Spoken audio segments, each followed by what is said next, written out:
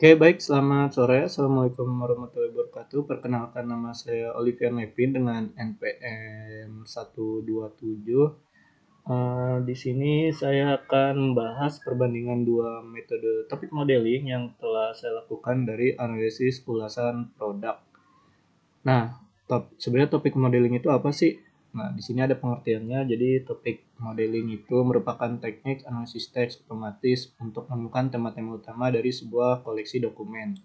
Nah, simpelnya sih, topik modeling ini membantu kita mengerti inti dari ribuan ulasan, kayak seperti yang paling sering dibicarakan pelanggan, tanpa harus membaca semuanya secara manual. Nah, tujuannya yaitu untuk mengorganisir dan menyederhanakan pemahaman terhadap data teks dalam jumlah besar dengan cara mengekstrak topik-topik abstrak yang terdapat di dalamnya. Nah, jadi untuk pada kasus ini saya membandingkan dua metode populer, yaitu yang pertama ada LSA dan juga LDA. Nah, untuk pengertiannya sendiri, untuk yang pertama LSA itu merupakan berbasis aljabar linear untuk mencari hubungan makna kata, namun hasilnya sulit kita tafsirkan. Terus yang kedua ada metode LDA, itu yang berbasis probabilitas. Nah, jadi LDA ini secara cerdas mengasumsikan satu ulasan data itu bisa mengandung beberapa topik, misalnya 70% tentang kualitas suara dan 30% tentang pengiriman. Ini membuatnya menghasilkan output yang sangat intuitif. Nah, makanya harusnya sih LDA ini lebih unggul ya kalau dilihat dari pengertiannya. Nah, setelah tahu nih dari uh, gambaran tentang LSA dan LDA, mari kita pindah ke studi kasus yang telah saya lakukan.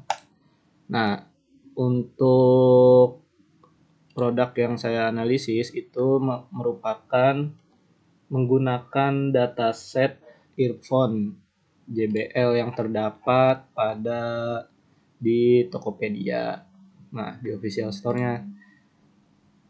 Nah, untuk pada tahap pertama saat saya mengimplementasikan itu, jadi datanya saya proses dulu, dan ini yang diambil hanya kolom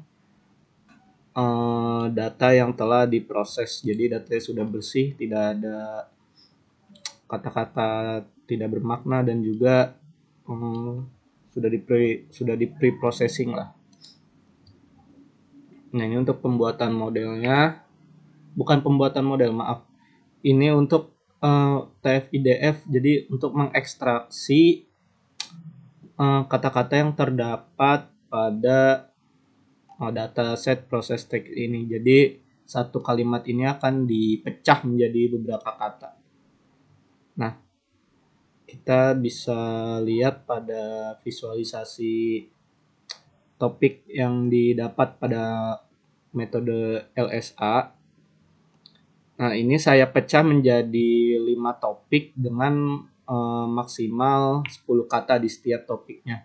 Nah, bisa kita lihat kata-kata yang dihasilkan pada metode LSA itu menunjukkan topik yang sangat tumpang tindih antara 1 dan 2. Bahkan ada beberapa yang duplikat. Jadi sangat sulit untuk membedakan apa inti dari setiap topik yang terdapat pada metode LSA ini. Nah, sekarang kalau kita pindah ke LDA. Nah, ini untuk visualisasi chartnya. Sekarang kalau kita pindah ke LDA, nah bisa dilihat untuk LDA itu hasilnya jauh lebih bersih, dan juga nggak ada duplikasi. Mungkin ada, cuma beberapa ya, kayak suara. Cuma intinya kita bisa langsung lihat ada topik khusus kualitas suara yang dapat kita simpulkan ya dari metode LDA ini. Dan juga terdapat pengemasan di mana ya, pengemasan. Intinya dapat kita simpulkan dari serangkaian topik yang dihasilkan ini, kita dapat menganalisis lah dan mendapat gambaran kalau terdapat topik secara khusus yaitu kualitas suara dan pengemasan, juga proses transaksi. Jadi untuk metode LDA ini sangat mudah dipahami karena hasilnya akurat. Nah, selain itu juga saya telah membuat visualisasi berbentuk chart untuk frekuensi pada tiap-tiap kata untuk metode LDA, dan pada pelaporan juga sudah saya bandingkan visualisasi hasilnya. Jadi secara singkat sih kesimpulannya yang saya dapatkan ya, untuk kebutuhan analisis ulasan produk di mana kita ingin tahu secara spesifik apa yang dibicarakan oleh pelanggan, terus apakah itu kualitas suara atau kecepatan pengiriman atau juga pelayanan penjual, metode LDA terbukti jauh lebih kuat dan berguna, dan juga LDA memberikan hasil yang jelas, spesifik, dan dapat ditindaklanjuti. Sekian dari saya, terima kasih. Wassalamualaikum warahmatullahi wabarakatuh.